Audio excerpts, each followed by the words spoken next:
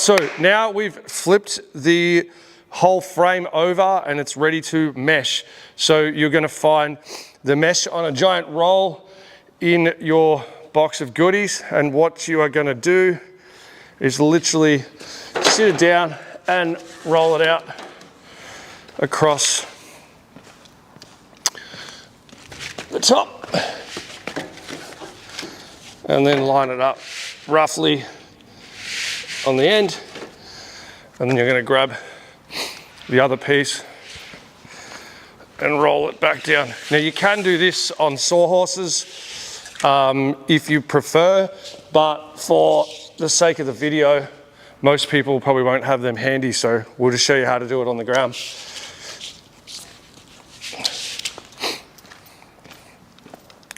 So we're just going to line it up roughly so it's relatively square, and then we're going to show you how to use the spline material to press it in. I like to start with the mesh. This is the spline groove here that we're going to press into. I like to start with the mesh around about 50 mil overhanging, just in case we get a little skew whiff on the way. It gives us a lot of room to play with. And to get started, we literally use our spline tool. This is the best one, Cyclone. You can get them from Bunnings, super easy to use. Press into the groove there. I like to hold it there and then just press this nicely into the groove. And then literally I like to throw that down the end and get it out of the way. As I'm going to start with, you don't want to keep pulling it over too far. We started with about 50 mil overhang, so we want to continue with that along the way. So I just get the roller, roll it in, and then push the foam in as you go along. And then just continue all the way along. So just remember, you can see here that it's getting shorter along here. So just make sure that you keep roughly that 50 mil distance. Pull it nice and tight when you roll it in. And I like to hold it whilst we're rolling that in, so it stays nice and tight.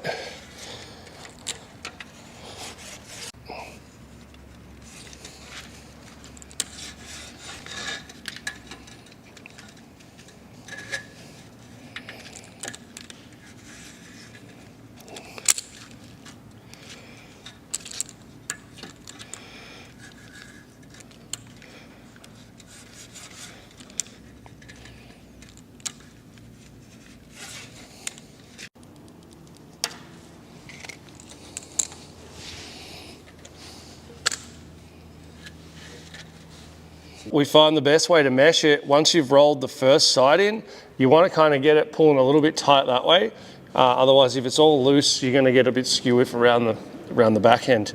So I suggest cutting 2 small bits like this and then going down the other end, pulling it relatively tight across this way, and that will help keep you in line, make it a little easier when you get to the end. I'll show you how to do it. So all I'm going to do is just kind of pull a little tightly along this edge, just to get a little bit of tension in that mesh already. I'm just going to slot this in here, and I'm just going to pop that in. It'll just make it easier for you when you're meshing the whole thing, that it's already pulling a little bit tight for you. So keep it nicely lined up. I won't bother in the middle. We'll go for this other corner as well. Just give it a little pull both ways.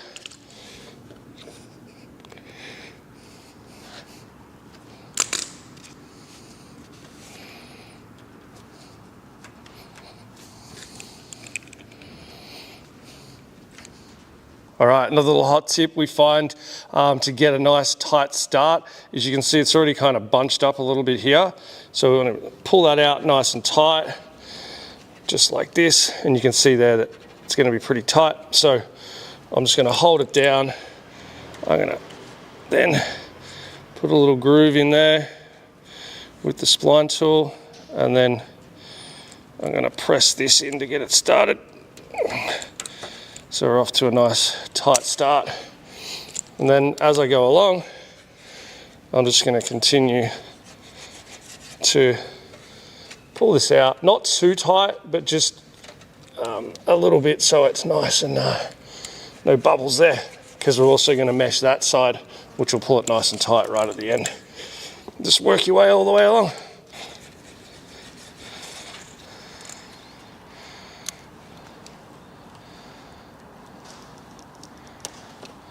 All right, so we're going to do the same here again. We're just going to pull it nice and tight, kind of this way, right? And then we're just going to use the spline tool again to get us going. Press that nicely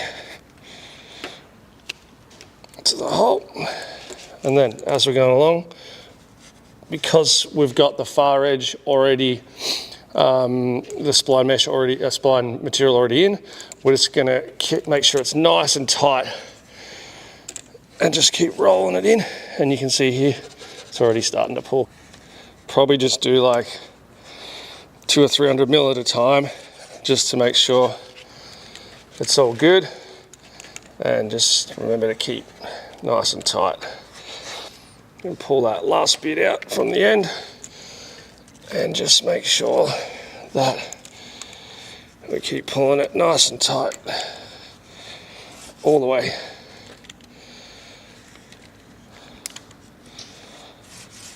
So you will notice sometimes you'll get a little bit of bunching at the end here, and the best way to get rid of that is to kind of pull up this first bit and just remesh it out. It's because it wasn't tight to start with, and you can literally pull all that out by redoing it.